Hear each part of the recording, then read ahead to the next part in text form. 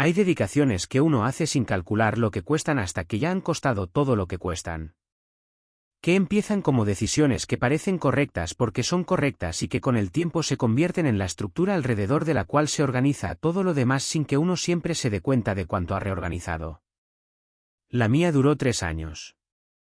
1095 días de los que no llevo la cuenta exacta porque llevarla habría significado estar contando en lugar de estar presente y estar presente era lo único que tenía sentido hacer cuando alguien necesita que estés presente de verdad. Lo que pasó cuando se leyó el testamento no fue el final de esa historia. Fue el principio de entender completamente lo que había sido. Pero voy por partes. Mi suegra se llamaba Teresa. Era la madre de mi marido Javier. Una mujer que había construido su carácter en circunstancias que no siempre habían sido fáciles y que había llegado a los 70 y tantos con esa combinación específica de fortaleza y de fragilidad que produce la vejez cuando uno ha vivido de verdad y cuando el cuerpo empieza a cobrar las facturas de todo lo vivido. Cuando la conocí no éramos íntimas en el sentido de las relaciones que se construyen en espacios de mucho tiempo compartido. Éramos lo que son muchas nueras y suegras. Cordiales. Con el afecto que produce el querer a la misma persona desde lugares distintos. Con esa distancia respetuosa que se mantiene cuando dos mujeres entienden que comparten algo importante sin necesitar ser lo mismo la una para la otra. Eso cambió cuando Teresa enfermó. No de golpe. Con esa gradualidad que tienen las enfermedades que llegan despacio y que uno aprende a reconocer en retrospectiva mejor que en el momento, porque en el momento siempre hay una razón para pensar que lo de hoy no necesariamente es lo de mañana. Javier era hijo único. Eso también importa. Porque la aritmética de quien se encarga de que cuando un padre envejece y enferma es diferente cuando no hay hermanos con quienes distribuir lo que hay que distribuir. No solo el trabajo. También la responsabilidad emocional. La presencia.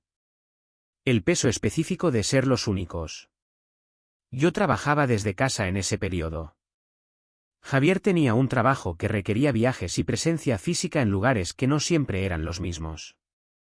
La lógica práctica de la situación produjo lo que la lógica práctica produce cuando dos personas tienen disposiciones diferentes hacia lo que la situación requiere. Yo me encargué. No porque nadie me obligara.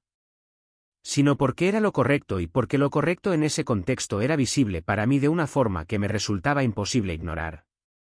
Durante 3 años fui la persona que llevaba a Teresa a las citas médicas. La que gestionaba los medicamentos con la complejidad que producen los tratamientos cuando son múltiples y cuando las instrucciones no siempre son simples. La que estaba cuando había una noche difícil. La que conocía a los médicos por el nombre y que los médicos conocían a mí porque era quien aparecía con la información correcta en el momento correcto. La que tomaba notas. La que hacía preguntas. La que se quedaba cuando los momentos difíciles llegaban de noche y cuando quedarse era lo único que tenía sentido hacer aunque la mañana siguiente tuviera sus propias exigencias. Teresa y yo construimos algo en esos 3 años que no habría podido construirse de otra forma. No la relación que habríamos tenido si las circunstancias hubieran sido otras. Algo diferente. Más honesta en algunos aspectos. Con la calidad específica de las relaciones que se forman cuando dos personas comparten la parte más difícil de la vida sin los filtros que la normalidad produce. Me contó cosas que no le había contado a otros. Yo le conté cosas que no le había contado a otros. Hubo conversaciones en habitaciones de hospital a las 2 de la mañana que tuvieron una honestidad que pocas conversaciones de otros contextos tenían. Sobre lo que había vivido. Sobre lo que quería. Sobre lo que esperaba. Sobre las cosas que una persona mayor piensa cuando el tiempo deja de parecer infinito y se vuelve algo que uno puede ver con más claridad de lo que quisiera. Una noche me dijo que no sabía cómo agradecerme lo que estaba haciendo. Le dije que no hacía falta agradecer nada. Que estaba ahí porque quería estar. Me miró con esa forma que tenía de mirar cuando quería decir algo que no sabía completamente cómo decir.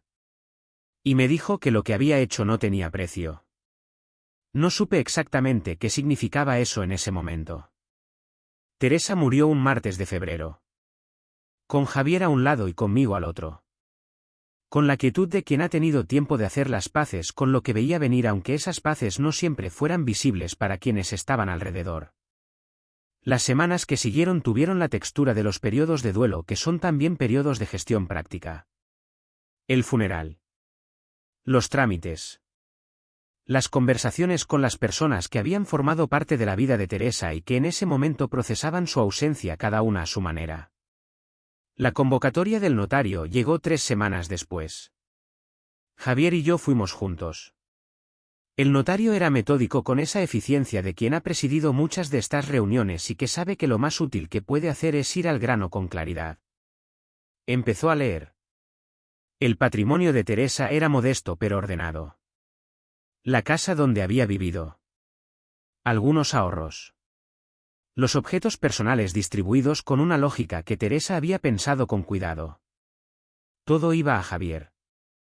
¿Qué era lo esperado? Era su hijo único.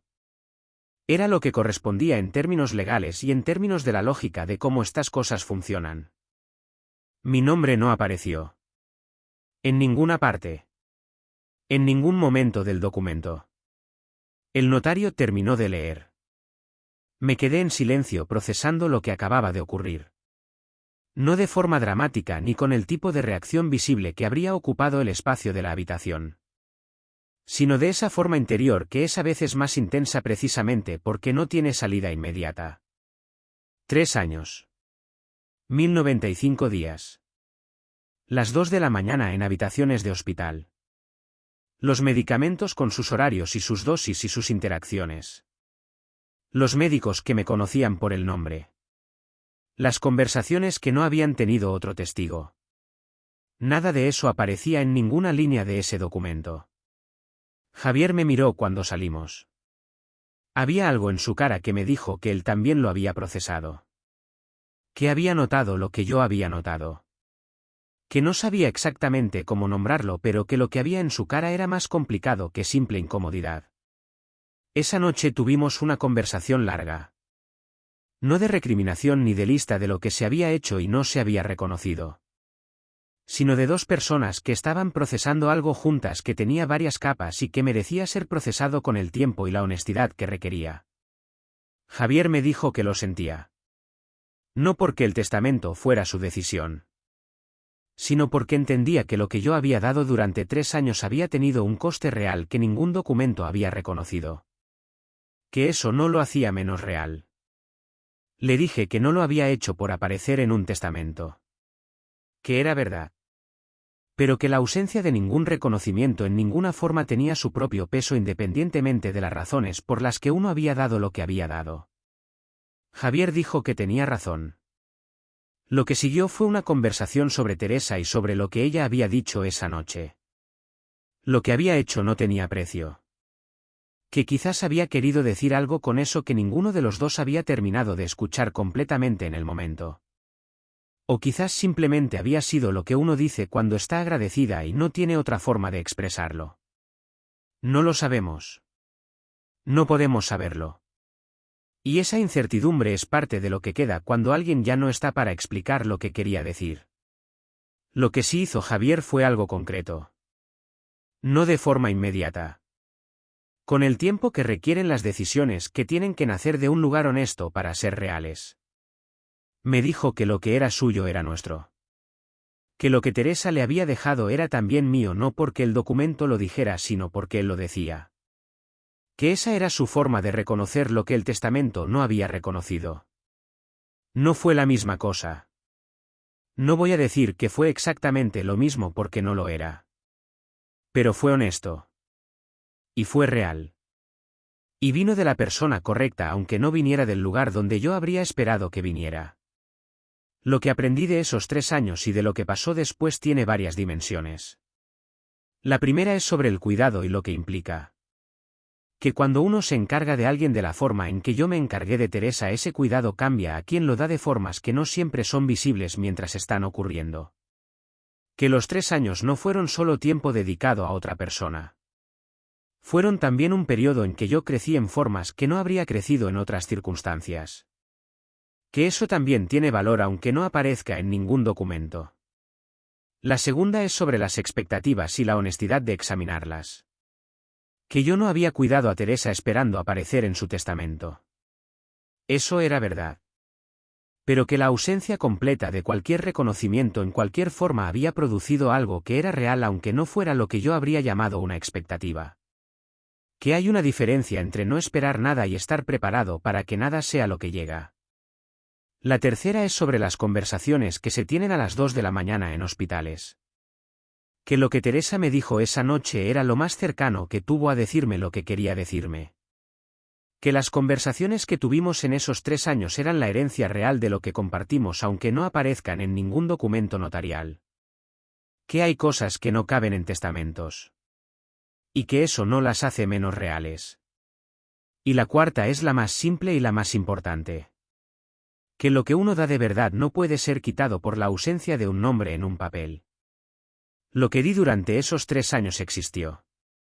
Existe todavía de formas que no dependen de que ningún documento lo reconozca. En lo que Teresa y yo construimos en esas conversaciones. En quién me convertí durante ese periodo. En lo que Javier y yo decidimos qué significaba lo que era nuestro. Nada de eso está en el testamento. Todo eso está en otro lugar. Que es el único lugar donde las cosas que importan de verdad siempre han estado. Eso es todo. Gracias por escucharme.